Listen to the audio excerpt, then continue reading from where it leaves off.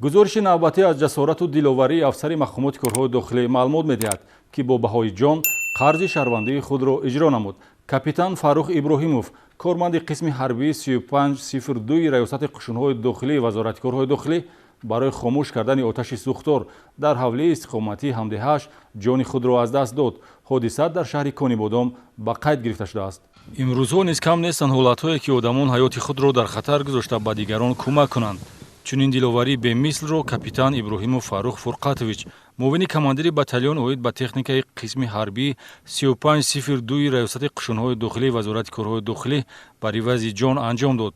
Номбурда ҳангоми қарор доштан дар рухсатии меҳнатӣ дар зодгоҳаш шаҳри Конибодом, баъди бохабар шудан аз ҳодисаи сӯхтор дар манзили истиқоматии ҳамдиҳааш Саодат Толибова, воқеъ дар маҳаллаи Ҳавзи Баланд, бетараф наистода барои хомӯш кардани оташ ҳиссагузорӣ намуд. афсари ҷавон, ки ҳамагӣ 27 сол дошт, бо ғайрати том ба сӯхтор хомӯшкунӣ машғул гашта дар иҳотаи оташ ҷароҳатҳои вазнини сӯхтаи бадан мебардорад, ки бо бардошти 85% сӯхтани аъзои бадан баъдан дар беморхона ба ҳалокат мерасад. Фаррухҷон Иброҳимов дар назди чашми ман ба воя расидааст. ман ин ҷавонро ҳамчун ҷавони бисёр меҳрубону ҳалим, шуҷоатманд ва ба мусибати як кас бетараф набуданашро ҳама вақт эҳсос мекардам ва беҳуда нест, ки ин шуҷоат, қаҳрамоне, ки ӯ дар давраи гӯем фоҷиае, ки дар маҳаллаи ҳамсояга ба вуқӯъ омадаг буд, рафта иштирок намуд. ҳодисаи сӯхтор шоми 8 август сар зада, ҳуҷраҳои истиқоматӣ бо амвол дар масоҳати 90 метри мураббаъ ба коми оташ меравад. инчунин хатари паҳншавии алангаи оташ ба дигар манзилҳои истиқоматӣ ба вуҷуд омада, қисми дарвозахонаи ҳамсоя низ сӯхта зарар дидааст. ва соҳиби хона ҳангоми сардини сӯхта дар хона қарор надоштанд, бинобар сари вақт сӯхтор ошкор карда нашуда, аз тарафи ҳамсоя ошкор карда хадамоти оташнӯӣ ҷалб карда шудааст. санҷиш хеле ки санҷиш нишон дод, сабаби сардидани сӯхтор дар он мебошад, ки ноқилҳои барқӣ қуввааш баланд шуда 380 волт ташкил дод. дар натиҷа халидине ки кишкал инҷо истодааст, халидине ки мазкур корношоям гашта, дар натиҷа ҳодисаи сӯхтор ба амал омадааст. дар ин ҳодисаи сӯхтор дар баробари кормандони хадамоти оташнишонӣ ва дигар ҳаққу ҳамсояҳо, капитан Фаррух Иброҳимов барои хомӯш кардани оташ талош намуда, бо мақсади наҷот додани моликият ва пешгирии афзоиши зарар, афсари ба савганди худ содиқи мақомоти корҳои дохилӣ ҷасурона қарзи шаҳрвандии худро иҷро карда, барои ҳифзи моликияти ҳамдиҳааш ҷони худро дар хатар гузошт.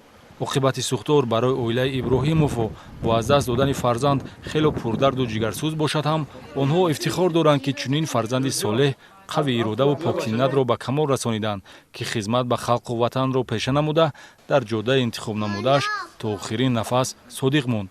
афсари қушунҳои дохилӣ капитан Фаррух Иброҳимов баъди марг бо фармони вазири корҳои дохилӣ генерал полковники милитсия Раҳимзода Рамазон ҳамроҳ рутбааш 2 зина боло бардошта шуда, бо рутбаи подполковник қадршиносӣ гардид. барои насли ҷавони мақомот корнамои ӯ мактаби зиндаи ҷасорат аст. аз ин лиҳоз лавҳаи ёдгориашро дар қисми ҳарбие, ки фаъолият дошт, насб карданд. Фаррух Иброҳимов оиладор ва соҳиби 2 фарзанд мебошад. мафсуф бори дигар собит намуд, ки дар замони мо ҳам ҷавонон барои нишон додани қаҳрамонӣ қодиранд. ин бача ҳамин хел бачаи боақл буд, ки ҳамаро яхела медонист. барои халқ фақат ҷони худро фидо кардан мехост. кӯшиш мекард, ки ҳамин ҳаққу ҳамсоя меёру дӯст, меёру ҷӯрами баке ки бошад, вай ҳаракат мекард, ки кӯмаки худашро расонад. мана аз ҷумла бо ҳамин бо таври кӯмаки худаш мана ҳамин ҳамсоя дар вақти ҳамин мусибат додан ҷони худро барои ҳамсоя фидо кард. он кас то дами охирон, то дами ҷонро аз даст доданашон танҳо мегуфтанд, ки ман ба ватанам содиқона хизмат мекунам. фахр аз он дорам, ки чунин бародари шуҷои нотарс дорам. кулли оиламон он касро танҳо бо номи нек ва рафтори некашон ёд мекунем. роҳбарият ва ҳайати шахсии мақомоти корҳои дохилӣ ба аҳли оилаи Иброҳимову сабри ҷамил хоста гуфтаниянд, ки фарзанди онҳо сазовори ситоиш аст ва ҳамчун қаҳрамон ному насабаш дар таърихи милитсияи тоҷик сабт мегардад.